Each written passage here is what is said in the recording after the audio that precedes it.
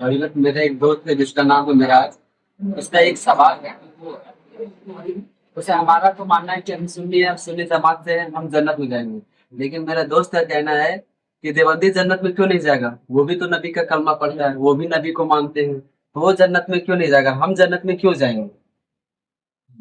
کیونکہ نبی صلی اللہ علیہ وسلم نے فرمایا کہ 73 فرقہ میں ایک ہی فرقہ جنت میں جائے گا، تو ہمارا ماننا ہے کہ وہ فرقہ ہم ہے کہ جو ہم جنت میں جائیں گے۔ تو ہمارا دوست کا یہی سوال ہے، وہ اینی ٹائم یہی کہتا ہے کہ وہ جنت میں کیوں نہیں جائے گا، ہم ہی جنت میں کیوں جائیں گے؟ تھوڑا اس کا جواب دے دو۔ آپ کا دوست کا سوال یہ ہے کہ اہل سنت والجماعت کے جو ماننے والے ہیں وہ جنت میں جائیں گے، جو دیوبندی ہے، وہابی ہیں، ہم لوگ بھی نبی کا کلمہ پڑھتے ہیں، تو ہم لوگ جنت میں کیوں نہیں جائیں گے؟ یہی سوال ہے۔ سیدھا سیدھی بات ہے، اس مسئلے کا تعلق عقیدے سے ہے۔ نبی کریم صلی اللہ تعالی علیہ وسلم کا جو ارشاد گرامی ہے کہ 73 فرقہ ہوں گے، جس میں سے 72 جہنمی ہے اور ایک جنتی ہے۔ ایک جنتی کے بارے میں حضور نے فرمایا کہ یہ وہ فرقہ ہے جو میرے اور میرے صحابہ کے طور طریقے پر چلے اور مجھے اور میرے صحابہ کو مانے، وہ اہل سنت والجماعت ہے، اور یہ اہل سنت والجماعت جو ہے جنت میں۔ اب دیوبندی کیوں نہیں جنت میں جائے گا جبکہ وہ بھی کلمہ پڑھتا ہے؟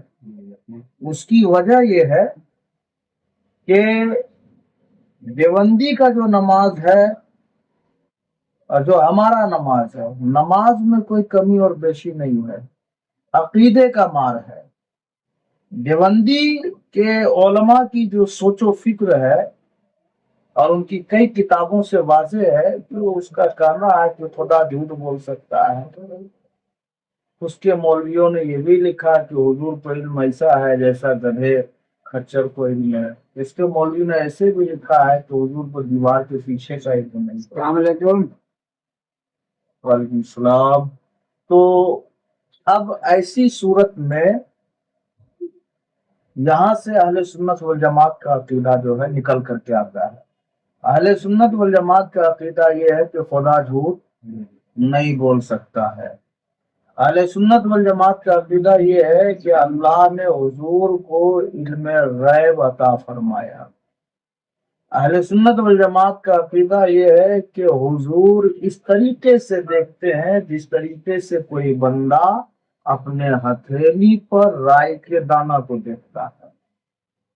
فرق یہیں سے واضح ہو گیا، ایک فرقہ وہ نکلا جو حضور کی گستاخی کر رہا ہے، اور ایک فرقہ وہ ہے جو حضور کی تعریف کر رہا ہے، اور اللہ حضور کی تعریف کرنے والے کو پسند فرماتا ہے، اور جیسا کہ صحابہ کا طریقہ رہا ہے، سارے صحابہ نے اپنی پوری زندگی میں نبی کی تعریف ہی کی ہے۔ اب جو یہ لوگ نکلے ہیں، اب کہا کہ دیوبندی ہم بھی ہیں جنتی، تو اس کی وجہ یہ ہے کہ تم جنتی جب تک نہیں ہو سکتے جب تک تم اپنے ان مولویوں کو نہیں چھوڑ دیتے جنہوں نے حضور کے شان میں گستاخی لکھی ہے۔ بات سمجھ میں آئی؟ یعنی پتہ یہ چلا کہ جس کی صحبت میں رہیے گا اسی کے کہلائیے گا۔ آپ اچھے کے صحبت میں اچھا کہلائیے گا۔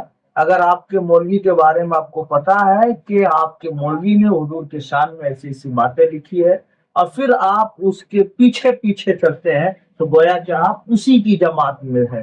تو جدھر آپ کا مولوی جائے گا ادھر آپ جائیے گا، اور ہم لوگ اہل سنت والجماعت والے ہیں، جو ہمارا عقیدہ یہ ہے کہ اللہ نے حضور کو عالم الغیب بنایا ہے، یعنی غیب کی خبر عطا فرمائی ہے، اور حضور کے شان میں گستاخی اہل سنت والجماعت قطعاً برداشت نہیں کر سکتا ہے۔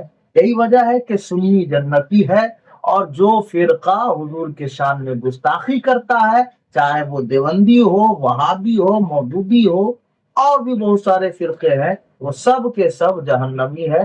خلاصہ کلام یہ ہے کہ نبی کے جس طریقے سے خدا کو مانتے ہیں، خدا کے بعد اگر کسی کو ماننا ہے تو مصطفیٰ کو ماننا ہے۔